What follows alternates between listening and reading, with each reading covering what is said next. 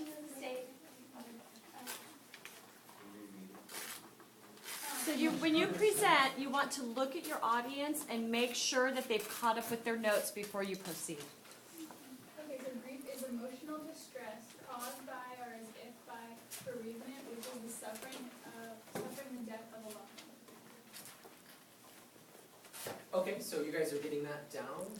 Also, while you're writing that down, I want you guys to think of examples that you either had in your lifetime. Not share them yet, but we're going to get to a stage where we want to interact with you guys. So. Okay, and then depression is a state of mind.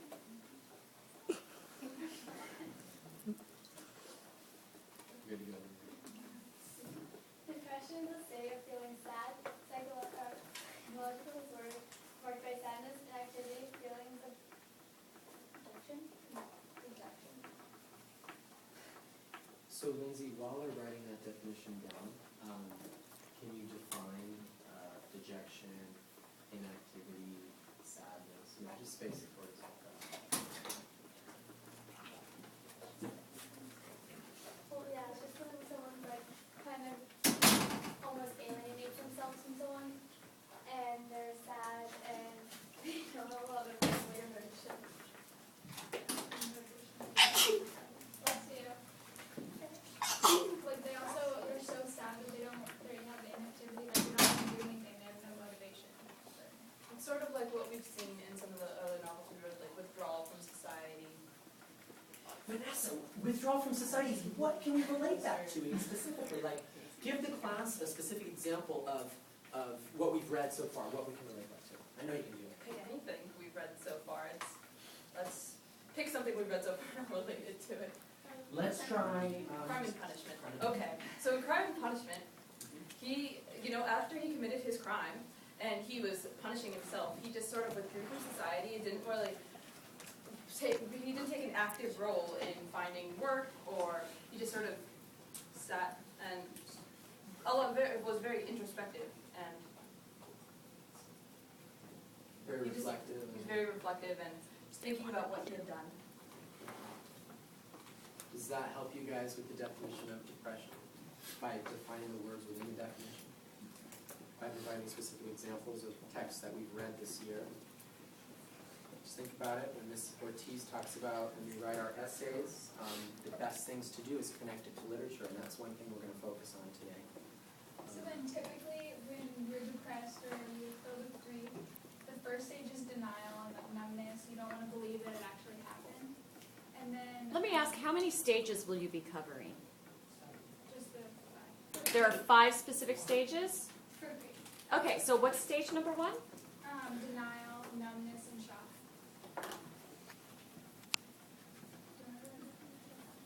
Neil, do you want to explain stage number 1 for us?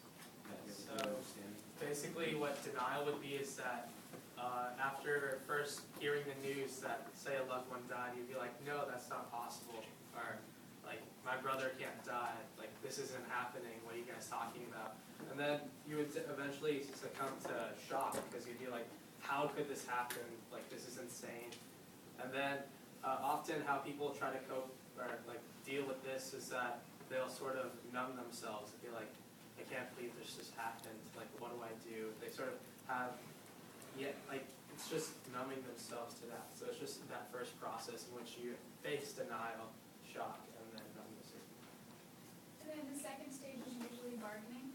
So that's thinking about specific things that you could have changed to prevent the person dying or losing whatever you lost. Such as being like, oh, if I had went with them to wherever they went when they died, or if I had, They're trying to find a reason as to why it happened. So The phrase should have, could have, would have. Have you ever heard of that? Like, oh, if I should have done this, I could have done this, I would have done this to prevent, what eventually happened. And then the third stage is usually depression and just feeling lost. Just straightforward. Just feeling sad and anger, which involves anger at God, life in general, doctors, if they got murdered, whoever murdered them. So just anger, taking out. And you just feel helpless and powerless during this phase. And when you are angry about something like this and you get that feeling, there really is no other way to react. Some people, what they do is rather than acting in anger, they just keep it inside themselves, and that just builds up, and then you see unfortunate situations that happen. And then sometimes after like a long period of time, they just accept it and like come to terms with what happened and like stop feeling like it didn't happen. This is great because we all have these 5 stages in our notes. Yes?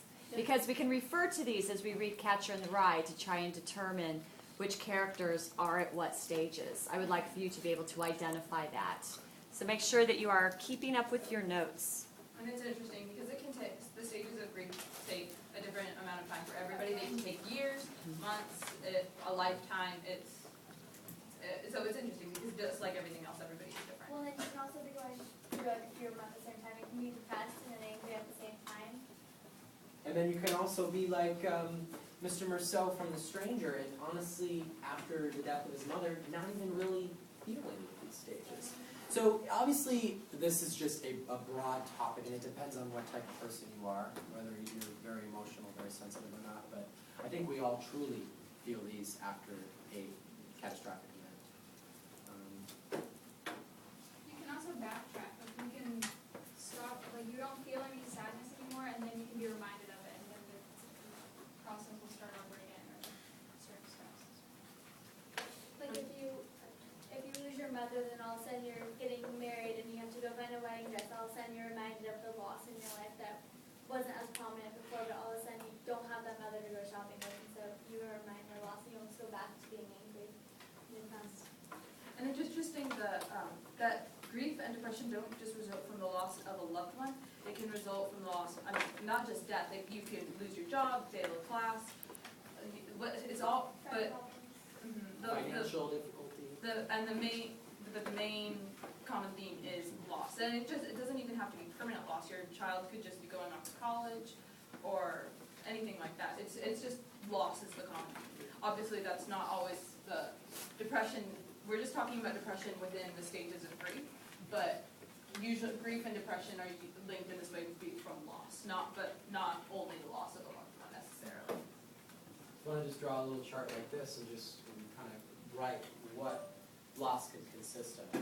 So we know that part of loss, like Vanessa said, is loved ones and people. And then Vanessa also said, money. She said, what are some of the other things? Money, work, just success in general. Like you don't do well in a class, you could feel like failure. So failure is a type of loss. Or so anybody else have anything? Anybody have any ideas of what other kinds of loss are? Sometimes when a mom gives birth to her child, they can sometimes go through depression. Postpartum depression. Yeah. Why? What do they feel they've lost? I'm not really sure. Independence, but, like hearing that baby. Well, Yeah. it's almost like they feel inadequate, like they're scared to be a mother, and they feel like they're going to ruin the child's life, and that's why some of them get depressed, and they push away from their child almost, and then they eventually come back and reach acceptance and can be the mother of the child. Oh, Dakota. I think that one would be the last time that you. Wow. Excellent. He's thinking of it like 70 years down the road, we're sitting in our old rocking chair and we're realizing everything that's happening around us, and that we're basically prohibited into doing that because of something such as age. So that, as you see, I mean, a lot of older people do fall into depression, mainly, and one of the things could be health, because you lose your spark, your energy, your physical abilities, and that's one of the main reasons we keep living life, is to play sports and to do activities and stuff. And when you can't do that anymore, it's you've lost something. So. And then, one of the most significant things is that the loss can happen to anybody. So even if you can't relate to Holden Caulfield as a person, you don't really mesh with his personality. I mean, your boyfriend or girlfriend could break up with you, you could get divorced from your husband or wife, and that's loss. Loss can happen to anybody, and loss has happened to Holden Caulfield. So even if you hate him, you think he's just a nasty guy, like, it's a common theme that no one's can avoid it. And it comes back to how people react and if